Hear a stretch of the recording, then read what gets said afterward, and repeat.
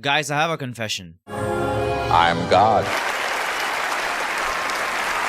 Therefore, every entry in this list is absolutely perfectly objective. This game, not subjective at all. Difficulty, based on personal preference? No. My word is the final word and an attack to your whole bloodline. With that out of the way, these are my top 5 picks of the most difficult bosses in Hollow Knight Silksong. Why? Seriously, I'm not out of ideas. Please subscribe to my channel. I'm this close to committing hate crimes. Get me to 50,000, please. Now, there are a lot of factors to consider when putting like a difficulty tier list, especially when you're picking top 5. The biggest factor that I'm considering for my list is when you face a certain boss in the game, like your power level at that time is a huge factor. Some bosses in this game, like the first sinner, let you fight them during a wide range of where you are in the game. Act 2 is like 70% of the game, and first sinner you can fight pretty much at the very start of Act 2 or at the end of Act 3, and your power level will differ greatly, which will dictate if the boss is easy or hard. But some bosses are big choke points that you have to fight when it's presented to you, like Widow. And I know, you don't have to fight Widow, you can go the Phantom route. I mean, generally speaking. Most people will come across Widow and see that as a mandatory boss, and most people will be weak as shit at that point. So that's a huge factor in how difficult these bosses are. With that out of the way, number 5 is a piece of shit. It's called Savage Beastfly Part 2. The Savage Beastfly boss fight that shows up in the arena of the 4th chorus. And no, I am not putting it here because it just ended my Steel Soul run, okay? It's not personal, I swear to God. It's objective fact, word of God.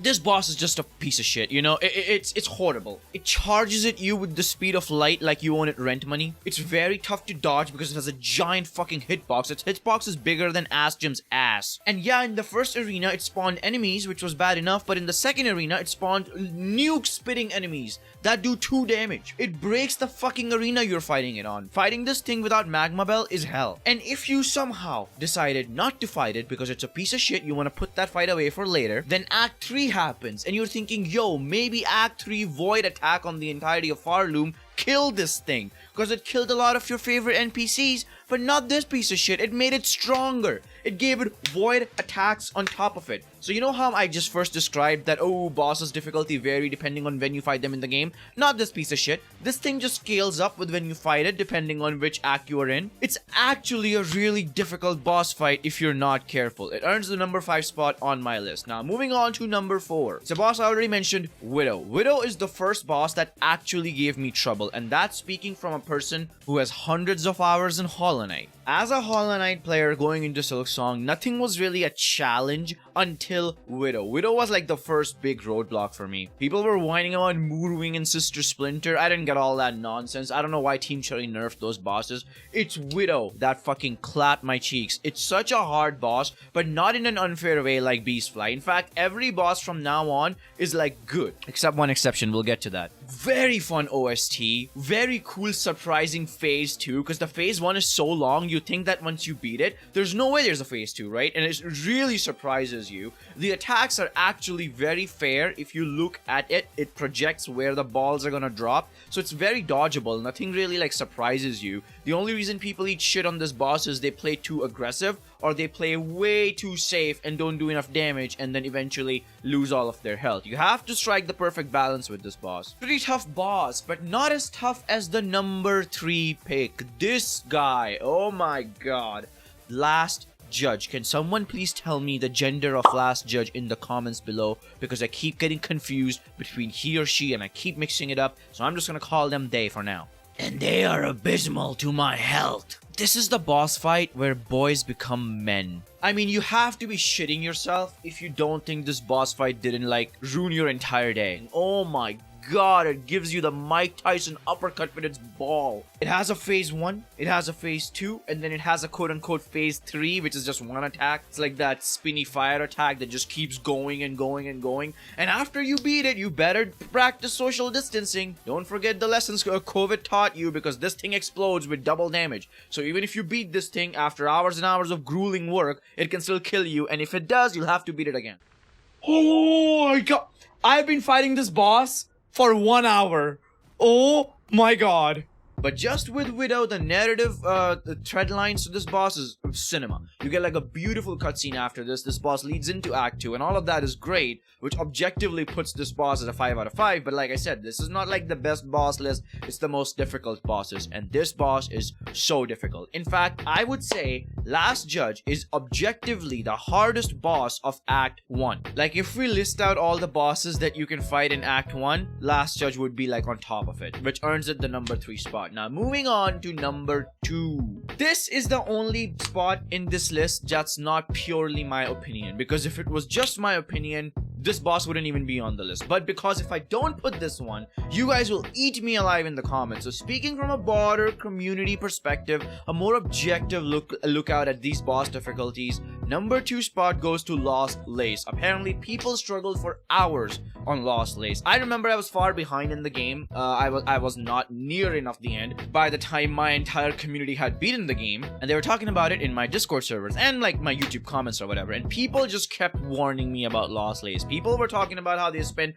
5 hours on the last boss of Silksong. It's like the hardest thing in gaming, hardest thing Team Cherry has ever made. People really struggle with it. Somehow I did it. I beat Lost Lace in like 5 tries, and then I made a video beating her with like every crest in the game, and a lot of those crests I beat her first try. Personally, I don't find the boss very difficult. I think it's a very well designed boss fight. Every attack is very well projected. Everything is very dodgeable. I don't think the boss is bullshit or anything, but it is pretty difficult. Very, very challenging. And I think as a last boss, it does serve a much better purpose than Grandma Silk. Grandma Silk is easy as shit. Like the most underwhelming boss fight of all time. The only cool thing Grandma Silk does is the attack she has where she does 3 damage if you get caught in her thread. That's pretty cool. But other than that, it's pretty meh. Not Lost Lace. From start to finish, this boss fight will put your blood pressure up to a max, keep your heartbeat up, put you on your toes. I think it's a very well number 2 spot, even if I don't personally believe in it. Now, before we get into number 1, because I'm a fucking YouTuber and I don't know how to get to the point,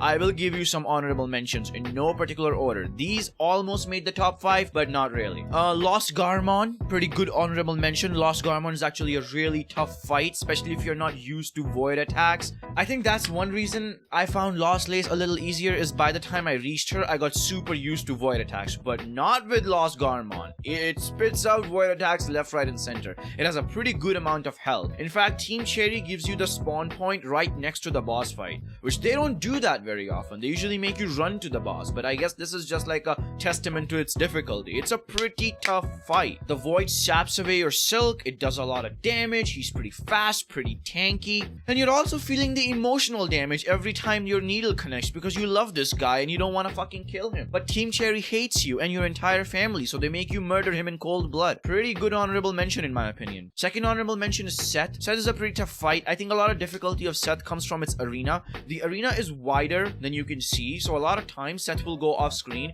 and chuck his fucking shield like he's Captain America, and that can catch you off guard a lot of times. His attacks come out pretty fast, and I remember I had a lot of trouble reading his attacks. They were not very easily telegraphed, which caused me to fumble a lot of my moves and eat shit when I really shouldn't have. That's one thing I remember very vividly, like bad telegraphs in that attacks. Not my favorite fight, to be honest. It's a pretty good solid 4 out of 5 fight, as I rated him in the ranking video, but it is a pretty difficult boss. And the last honorable mention I will give is Ass Jim. Oh my god, Ass Jim is actually harder than I thought. I recently faced Ass Jim yesterday in my Steel Soul run, and holy fuck, I completely forgot about his maggot attack. His maggot attack is pretty nuts, so if you fight Ass Jim without the Wreath of Purity, it's a pretty tough fight. But what makes it harder is it's the buggiest boss fight in gaming history. Holy fuck, Team Cherry needs to fix this boss fight. In my main playthrough, he just disappeared off the screen. They patched that. Okay, cool. I faced him again in my Steel Soul run, and he had 2 bugs. One time he just disappeared, and then just teleported back like fucking Goku. And then the second time I staggered him, but while being staggered, he just kept moving across the arena. It's such a buggy, glitchy boss fight.